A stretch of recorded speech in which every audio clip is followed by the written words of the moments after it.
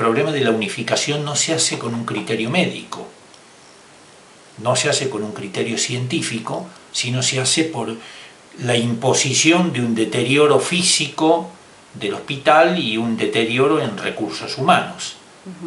Por lo tanto, no debemos partir del concepto que desde el precepto que la unificación se hace por una cuestión médica psiquiátrica.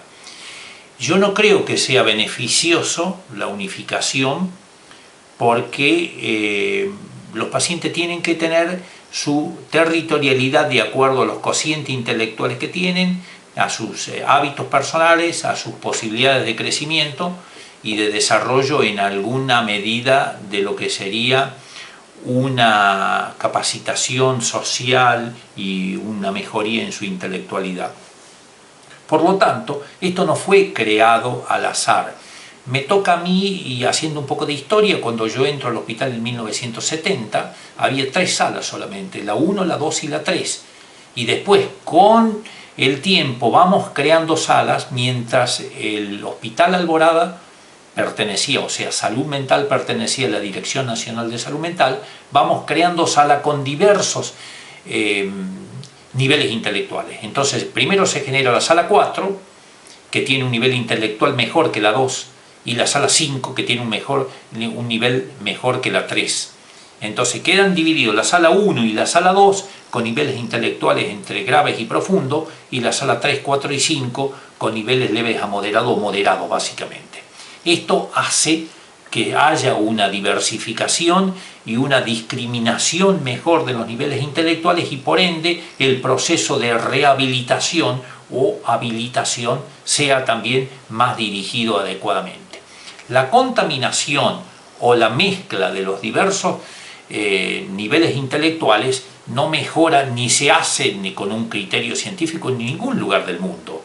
Entonces, que la población sepa que la unificación no se hace con un criterio científico médico, se hace por la imposición que le da el deterioro físico del hospital, el deterioro de las instalaciones del hospital, y por la insuficiencia de personal que existe, porque en los últimos tiempos se ha ido perdiendo cada vez más los recursos humanos. Doctor, ¿es posible que los pacientes de la sala 4 adquieran hábitos de los pacientes de la 1 al estar unificados?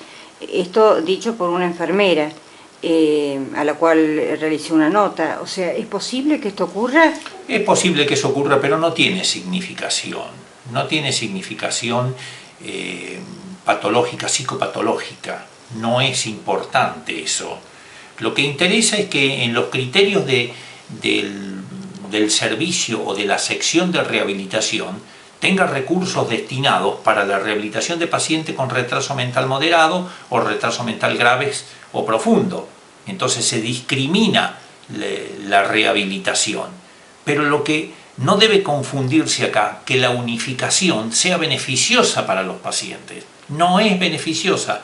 No es beneficiosa porque la mixtura de niveles intelectuales no beneficia, contamina, pero no contamina en la medida de que sea marcadamente patológico para que los pacientes de la sala 4 se contaminen groseramente con la patología de sala 1. Pueden discernirse, pero la población puede interpretar de que esto es una actitud psiquiátrica científicamente comprobada, en donde la mezcla mejoraría los pacientes de bajo nivel y los equipararía con los pacientes de nivel bueno. No, esto es un problema político, es un problema político-económico donde la provincia no ha habido ni ha hecho ningún tipo de trabajo, de mantenimiento de las instalaciones, ni ha invertido dinero en salud. Este es un concepto muy claro que tiene la política de Schiaretti y de la Sota, en donde, y la ley de salud mental, en donde hay una directa acción de desguace de las instituciones de salud mental. Y ojo, que no estoy en contra de la desmanicomialización. Muchísimo tiempo atrás, antes que yo me jubilara, hubo muchísimos proyectos antes de la ley de salud mental, que es un mamotreto la ley de salud mental, porque es inaplicable prácticamente, hicimos proyecto de hacer instituciones intermedias. Estos pacientes no pueden estar más en instituciones, pero tampoco pueden estar muchísimos de ellos dentro de la sociedad.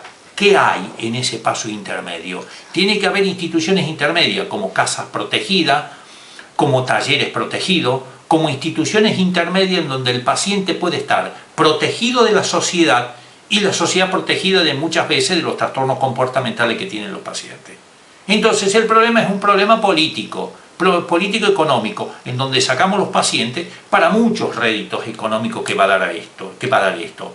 Y si no, veamos la importancia que tiene la Manzana de las Luces en Córdoba, o sea, donde está el IPAT, el neuropsiquiátrico, la Casa del Joven, todo lo que es en Barrio General Paz, la importancia que tienen los territorios de Oliva y la importancia que tienen todo eso. Pero centrándonos en el tema de Belleville, Belleville no ha habido inversión, no hay inversión, no solamente en materia de salud mental, sino en todo lo que es salud.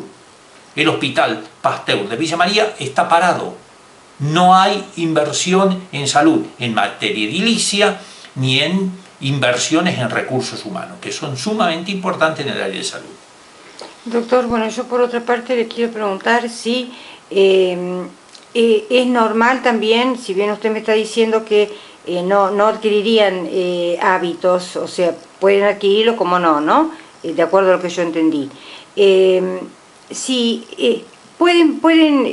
yo me pongo en el lugar de un paciente, a lo mejor a mí me cambian de mi hábitat teniendo un desorden mental, o no sé cómo llamarlo, porque después dicen que yo utilizo malas palabras, y bueno, cuando a mí me sacan de mi hábitat, me parece que es lógico que yo me ponga triste. ¿Esto puede ser así? Sí, eso es correcto, eso es correcto. Los desarraigos y los cambios de hábitat aumentan la patología preexistente del paciente, o sea que no es bueno que a un paciente de sala 4 se lo pase a sala 1, ni es bueno que para los pacientes de sala 1 que sean invadidos, por más que tengan una limitación enorme para entender lo que les está pasando, pero hay una irrupción de nuevas cosas. O sea, a todos nos gusta mantener nuestra territorialidad histórica y real. Doctor, en cuanto al personal de enfermería del área de salud mental, ¿cualquier enfermero puede trabajar en esta área? Bueno, existe una materia desde históricamente, de que yo estaba en la Escuela de Enfermería Ramón J. Carrillo como profesor de enfermería psiquiátrica, que ahora yo creo que se llama enfermería en salud mental.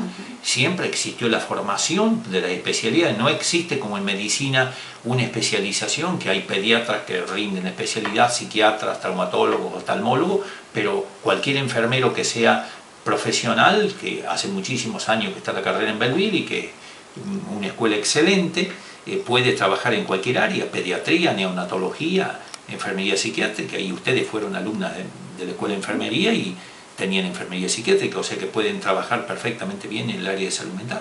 No necesitan formación específica, y si necesitan, y si tuviesen una formación específica, existe un servicio de salud mental que le va dando los elementos necesarios, con psiquiatras muy ponderables y con psicólogos y asistentes sociales y gente que ha trabajado en rehabilitación durante muchísimos años. ¿Por qué cree, doctor, usted que en esta área justamente es donde se da la mayor cantidad de carpetas médicas con respecto a este personal? Y bueno, el trabajar en salud mental, cuando nosotros estábamos en La Nación, por cada año de trabajo real nos computaban medio año más para la jubilación, o sea que era un trabajo riesgoso. El trabajo con salud mental y máximo con retrasados mentales, aparte de la peligrosidad, está el riesgo por el estrés, por el cansancio, por el tener que mantener toda una imposición patológica que nos está entrando en forma constante. Dentro de los pacientes de sala 4, la mayoría de ellos son pacientes judicializados. ¿Esto agrava un factor agregado a la situación? Y yo creo que sí, y cada vez va más agregando, porque los pacientes que van perdiendo a su familia como contenedoras y van quedando dentro de lo social, no queda otra alternativa que ser judicializado porque la familia o los vecinos lo hacen las denuncias judiciales y el juez toma cartas en el asunto y lo interna definitivamente, y después para sacar a un paciente judicializado es mucho más difícil que si existe una conexión entre la familia y la institución. Pero vuelvo a decir, si se quiere aplicar la ley de desmanicomialización o la ley de salud mental, tiene que haber una fuerte imposición por parte del Estado en utilizar recursos para ponerlo en situaciones intermedias entre la sociedad y el hospital. En ningún lugar va a haber eso, porque psicóticos esquizofrénicos va a haber, quizás cada día haya menos esquizofrénicos por las drogas que han aparecido, drogas de depósito, por los tratamientos psicoterapéuticos, por los elementos que se están trabajando para evitar esto. Pero más o menos el porcentaje en Suecia o en Argentina, el 0,6 al 1% más o menos de esquizofrénico existe en el mundo. Retrasos mentales van a seguir existiendo por más que las técnicas obstétricas y neonatológicas han mejorado, pero van a seguir existiendo. ¿Cómo se hace para trabajar con esos pacientes? ¿O cómo se hace para sacarlo fuera de lo social? Es prácticamente imposible, o sea que momentáneamente, en este momento, no quiero hacer futurismo porque a lo mejor dentro de 15 o 20 años la evolución de la medicina es enorme, como se está dando, y vamos a cambiar en esto. Pero en el momento actual, si se quiere sacar a los pacientes del área de salud mental, hay que buscar instituciones intermedias. Y esas instituciones intermedias, presentamos un trabajo antes del 2000, a la Dirección Provincial de Salud Mental, que era casas intermedias, que por otro lado era mucho más económico que mantener un paciente internado. Bueno, eso es parte de lo que es el Estado, que no tiene injerencia en la parte de salud o no interesa la parte de salud mental. Ayer fue el Día Mundial de la Salud Mental, 35 millones de personas viven con depresión, doctor. ¿Qué podemos decir sobre este tema? ¿Tenemos cada vez más una sociedad enferma? Sí, ese es un tema que escapa un poco al tema actual de Belleville, ¿no? Es un tema para tocarlo largo y tendido. Evidentemente que el tema de la depresión es un tema muy duro porque se está acercando muy rápidamente. Se hablaba que para el 2020 estaríamos con aproximadamente el 20% de la población con trastornos depresivos, y yo creo que se está acercando bastante más rápidamente a ese porcentaje antes del 2020. Es un tema que tiene muchísimas aristas, desde las biológicas, psicológicas, sociales, estrés. Se está hablando mucho de los factores epigenéticos en este momento, o alostáticos, en donde los factores exógenos modifican el comportamiento del genético. Entonces hay que hablar muchísimo más de los aspectos sociales, históricos y culturales que los aspectos netamente médicos, o sea que todo un cambio. Pero en las políticas de salud, usted dice, no tenemos recursos humanos. En nuestro hospital, por ejemplo, tenemos un equipo de salud mental que hoy por hoy tiene que dar turnos a 2 y 3 meses a los pacientes que tienen algún problema como este, de una depresión, ¿no?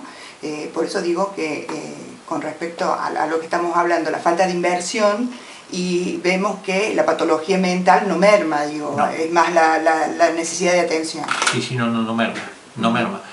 Ahora, yo cuando me refiero básicamente a los profesionales de la salud, hago mucho hincapié en el tema de las enfermeras, ¿no? Se ha ido deteriorando los recursos humanos desde mi época constantemente. Han ido faltando enfermeras y cada vez más, y no sé la cantidad que tendría en este momento, que tiene en este momento el área de salud mental, pero faltan muchísimas enfermeras.